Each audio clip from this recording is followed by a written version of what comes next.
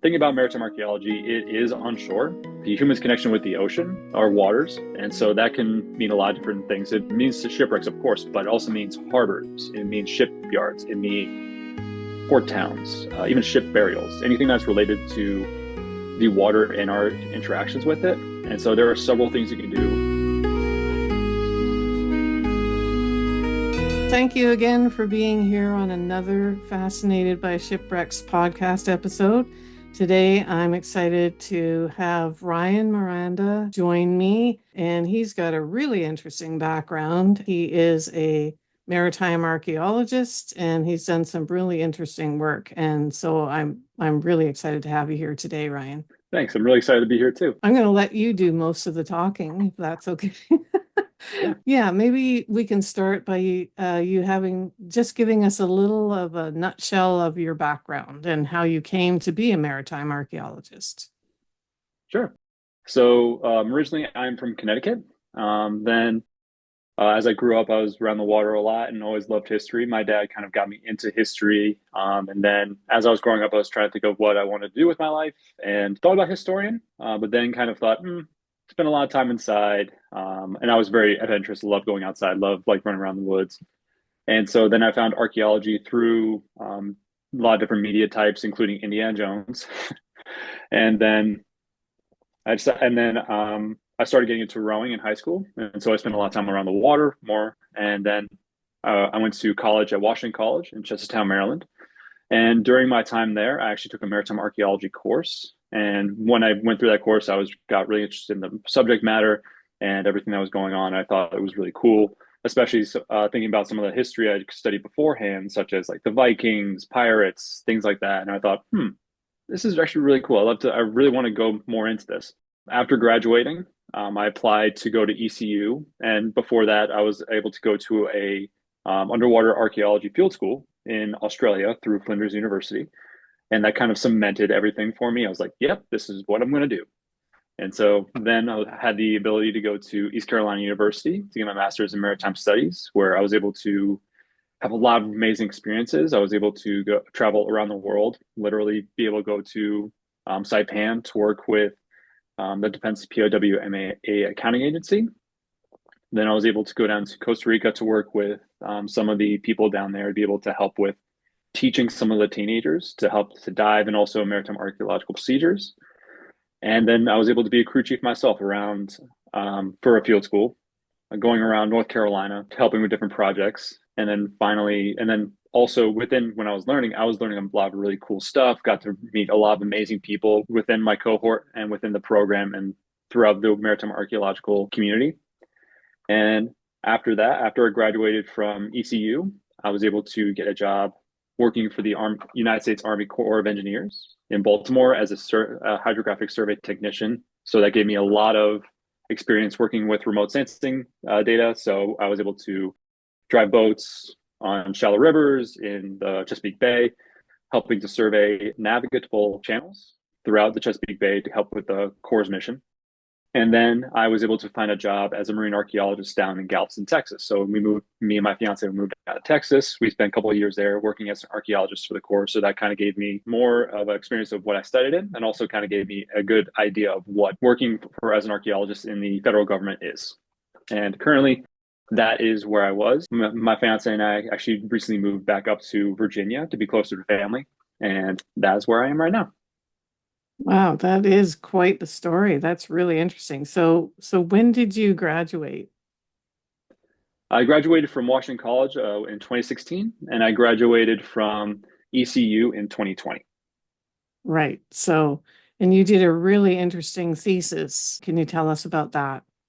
Yeah, sure. So my thesis focused on the USS Constitution, as I like to say, the big wooden ship up in Boston, because when I say the name, a lot of people think of the Constellation, which is in Baltimore, which is a completely different ship. So my thesis was called Oak, Steel, and Men, the history of USS Constitution through artifact biography. So it was a material culture study looking at different artifacts throughout the history of the ship and kind of looking at what they did, what was their purpose on the ship, and how did they affect some of the men and women who have sailed on that ship since, and also the public as well.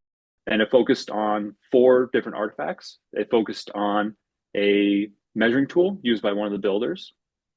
a sword that was owned by Commodore Edward Preble, who was the commander of the Constitution during the Barbary Wars, a rosary that belonged to an officer that was given to him by the Pope when he visited the ship, Wow. which is actually the first time that the Pope had actually visited U.S. soil, which was very interesting to learn about.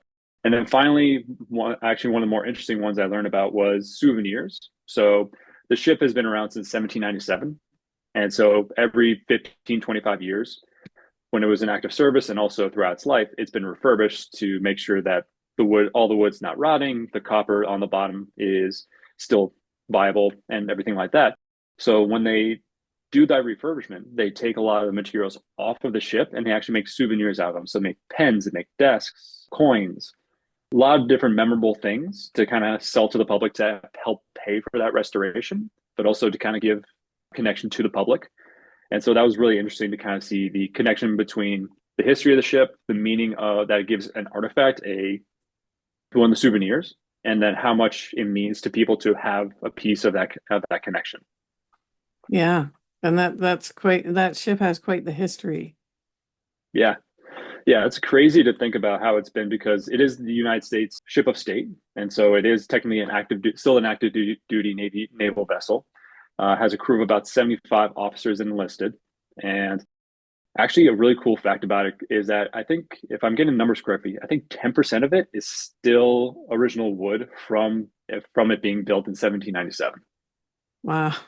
That is so cool. It must have been fantastic working on that project.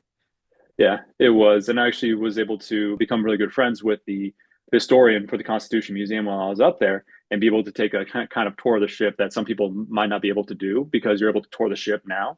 I was able to kind of go more below decks and actually be able to see and touch some of the original ribs and the keel. That is all of it's still original. So that was a really cool experience.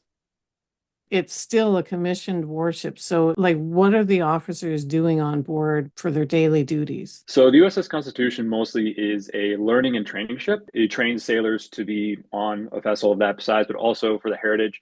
Every year, when the chief petty officers are chosen, they spend a week on Constitution, kind of going through the history of their position, of their rank, and kind of learning how to become better leaders.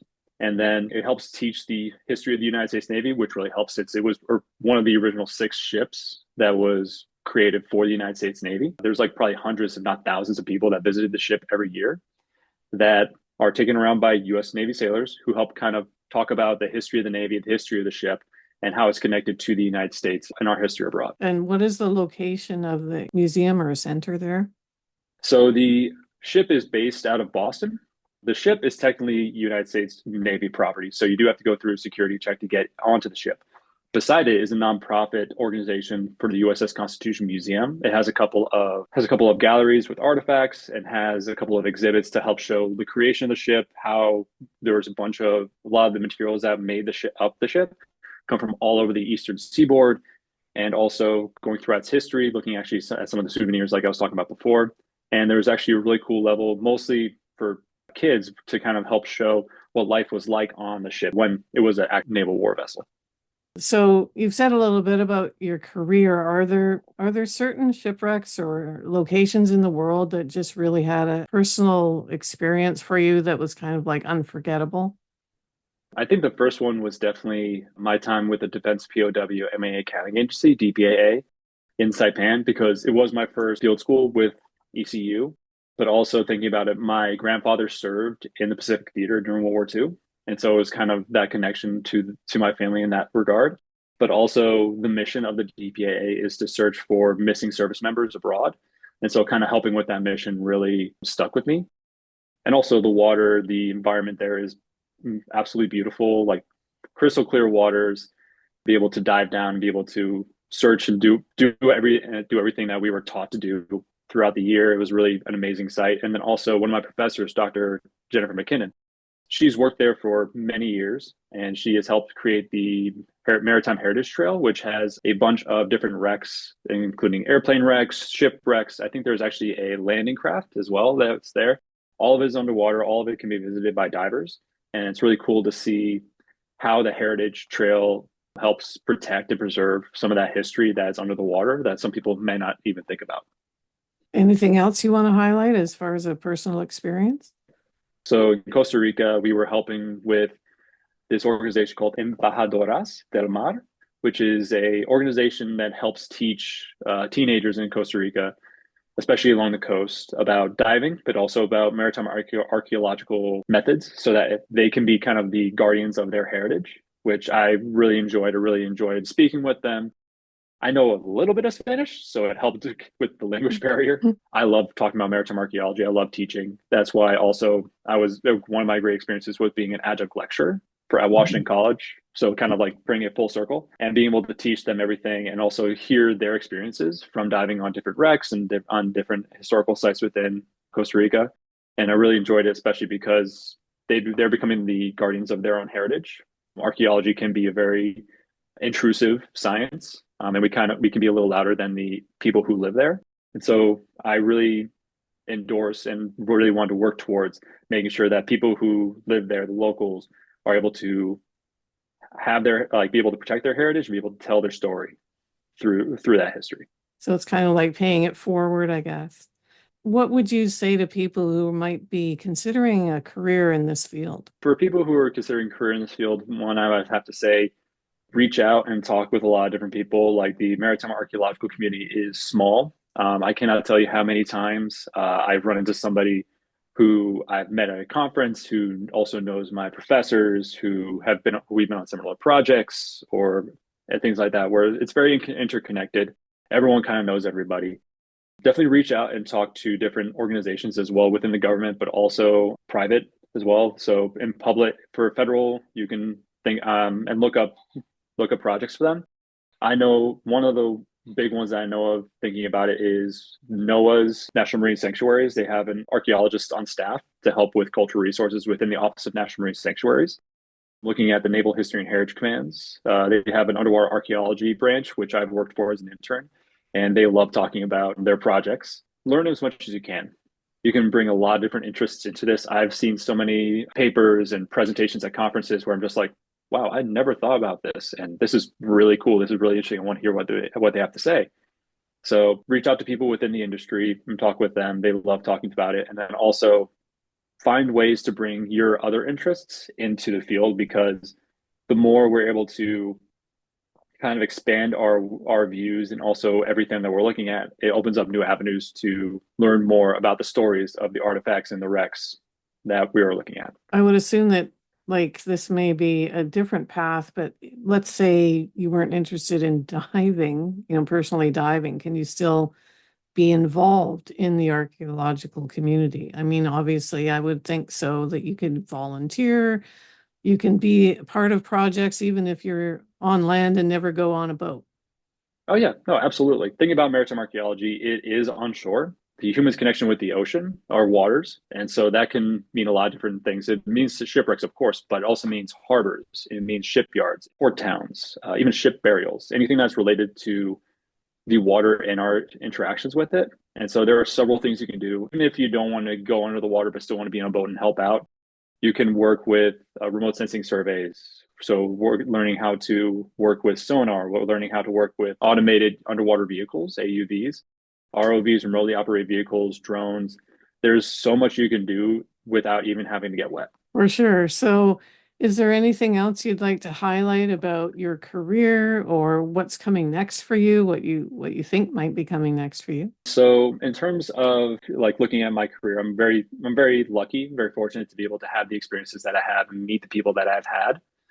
Everyone's had an amazing effect on me and my interests and also my work ethic when it comes to this field.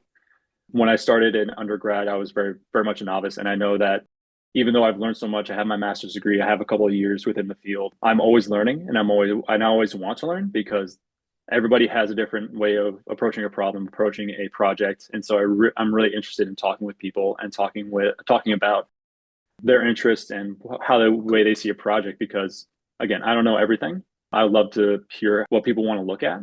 So right now I'm just reading a lot of articles, making sure I stay up to date with a lot of my technical knowledge.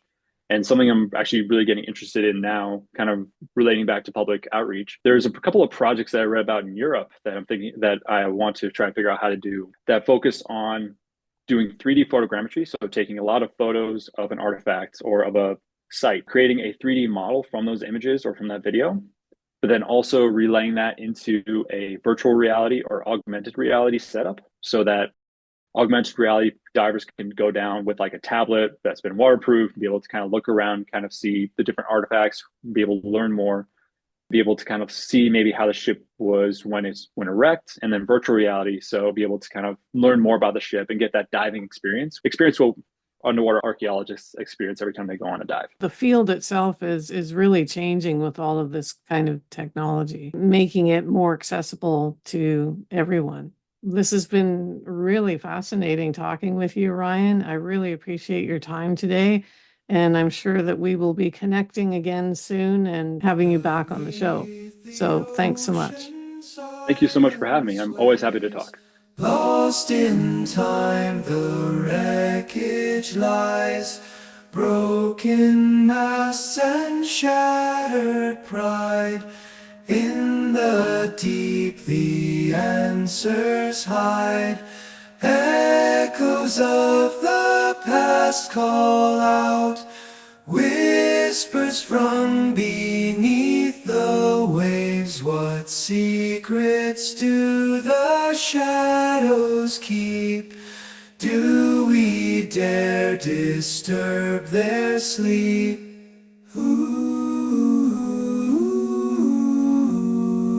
What secrets do the shadows keep?